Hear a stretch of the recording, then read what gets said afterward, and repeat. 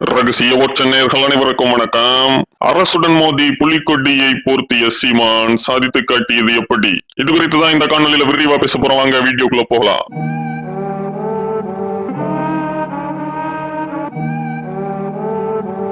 நாம் தமிழர் கட்சியின் தலைமை ஒருங்கிணைப்பாளர் சீமான் அவர்கள் ஒரு பிடிவாதம் மிக்கவர். தான் நினைக்கிறத சாதித்திடணும் அப்படிங்கறதுல உறுதியா இருப்பாரு. அதை தாண்டி கொள்கை கோட்பாடு தமிழர் நிலம்னு வந்துடுச்சு அப்படின்னா அதுல ஒருபடி முன்னாவே இருப்பாரு. அந்த அளவுக்கு ஒரு மன உறுதியோடு தமிழ் தேசிய கொள்கையை முன்னகர்த்தி கொண்டு போறவர் தான் சீமான் அவர்கள். அப்படிப்பட்ட சீமான் அவர்களின் அரசியல் குருவாக இங்க நம்ம தலைவர் மேதகு பிரபாகரன் அவர்களை மட்டும் பார்த்தாலும், சினிமால அவருக்கு குருவாக ஐயா மணிவண்ணன் அவர்கள் மற்றும் ஐயா பாரதி ராஜா அவர்களை சொல்லலாம். அதுலயும் கடந்த 10 ஆண்டுகளுக்கு முன்னரே ஐயா மணிவண்ணன் இருக்கிறதுக்கு முன்னாடியே பொது மேடையிலேயே நான் சாகும் பொழுது என்னுடைய உடலை புலிக்கொடியோடு தான் புதைக்கணும் அப்படின்ட்டு ரொம்ப உணர்வுபூர்வமா பேசியிருப்பாரு. அது அப்பவே சீமான் அவர்கள் நடத்தியும் காட்டிட்டாரு. ஆனா ஐயா இயக்குனர் எம் பாரதி ராஜா அவர்களுடைய இறப்பு அப்படிங்கிறது இன்னும் அதிகமான கடமையை சீமானுக்கு கொடுத்துருங்கன்னு தான் சொல்லணும். ஏன்னா பாரதி ராஜா அவர்கள் புலிக்கொடியை என் மீது பொருத்தணும் அப்படிங்கறதுல பொது வெளியில அவர் சொல்லவே இல்லை. அவர் தனிப்பட்ட முறையில் இதை சீமானிடம் சொல்லியிருக்கிறாரு. இது அவருடைய ஒரு கடைசி ஆசையாகவுமே இருந்திருக்கு. ஆனா பாரதி ராஜா அவர்கள் ஒரு புகழ்பெற்ற இயக்குனர், தமிழ்நாட்டின் கலை அடையாளமாக இருக்கக்கூடியவர் அப்படிங்கிற காரணத்தினால் அவருக்கு அரசு மரியாதையும் நேற்று தினம் அளிக்கப்பட்டிருந்துச்சு. சோ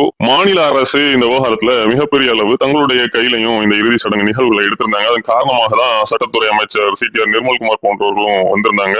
சமூக நீதித்துறை அமைச்சர் வன்னியரசும் இருந்திருந்தார். சோ இப்படிப்பட்ட ஒரு கடினமான சூழல்ல கூட சீமான் அவர்கள் அரசின் தரப்புல இருந்து வரக்கூடிய அழுத்தங்களையும் தாண்டி ஐயா பாரதி ராஜா அவர்களுடைய உடலுக்கு புலிக்கொடியை போர்த்தி அடக்கம் செய்ய வைத்திருந்தாரு. இதுல சீமான் அவர்களுக்கு பின்னணியில மிகப்பெரிய அளவு அழுத்தங்கள் இருந்ததாகவும் சொல்லப்படுது. ஏன்னா மாநில அரசு சார்ந்து ஒரு அரசு மரியாதை கொடுக்கக்கூடிய ஒரு நிகழ்வு அப்படிங்கிறது நிச்சயமாக மத்திய உளவுத்துறையாலும் உன்னிப்பாக கவனிக்கக்கூடிய ஒரு நிகழ்வா தான் இருக்கும். அப்படி இருக்கும் பொழுது தமிழீழ தேசிய கொடியான அந்த புலிக்கொடியை போர்த்துறது அப்படிங்கிறது அவ்வளவு சுலபம் இல்லை. ஆனா சீமான் அவர்கள் அதை சாதித்து காட்டியிருக்கிறாரு அப்படிங்கிறது இப்போ நிச்சயமாக உலக தமிழர்கள் மத்தியில சீமான் அவர்களுக்கான அந்த மதிப்பு அப்படிங்கிறது பல மடங்கு உயர்ந்திருக்கு அப்படின்னு தான் சொல்லணும். அந்த அளவு சீமான் அவர்கள் தான் எடுத்த காரியத்தை எவ்வளவு அழுத்தங்கள் எவ்வளவு எதிர்ப்பு வந்தாலும் நடத்தி காட்டுவார் அப்படிங்கிறதுக்கு இது ஒரு நிச்சயமான உறுதியான எடுத்துக்காட்டாக தான் பார்க்கப்படுது. சோ வரக்கூடிய நாட்களையும் சீமான் அவர்களுடைய அரசியல் அப்படிங்கிறது நிச்சயமாக உறுதித்தன்மையோடு தமிழ் தேசிய அரசியலை தமிழ்நாட்டில் எப்படியாவது ஆட்சியரில் அமர்த்திடணும் அப்படிங்கிற நோக்கில மிக மிக கான்பிடண்டா இருக்கும் அப்படிங்கறதான் அரசியல் அறிந்தவர்கள் சொல்லக்கூடிய செய்தியா இருக்கு. சோ இந்த தமிழ்நாட்டு அரசியல் களத்தில் நாம் தமிழர் கட்சியின் தேவை எந்த அளவு இருக்கு அப்படிங்கிறதையும் வரக்கூடிய நாட்கள் சீமான் அவர்களுடைய ஒவ்வொரு அரசியல் நகர்களும் எடுத்துக்காட்டும் அப்படிங்கறதுதான் உண்மை. நன்றி, வணக்கம்.